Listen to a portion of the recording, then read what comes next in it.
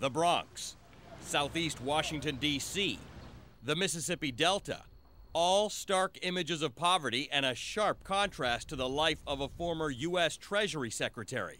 But Robert Rubin made one trip to the Bronx that completely changed his perspective. I was astounded, because what I saw in the South Bronx, which in a sense was the arch symbol of urban decay at one time, was block after block after block after block after block of renovated housing. There was the beginning of new business activity. There was the creation of a real community. And so I said, well, how did this happen? And that's when I heard about LISC. LISC is the Local Initiative Support Corporation. It's a nonprofit organization that helps community groups fund projects to redevelop rundown neighborhoods. I left Treasury in July of 1999, and Michael Rubinger of LISC came to me and said, our chairman is going to step down. We'd like you to be chairman. And that was the first thing that I did.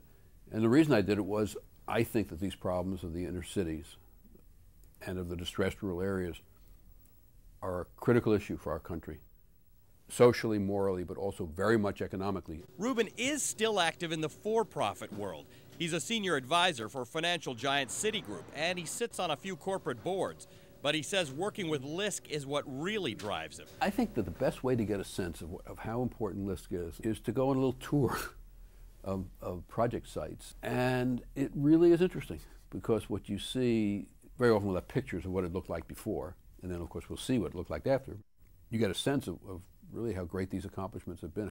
Ali Velshi, CNN, New York.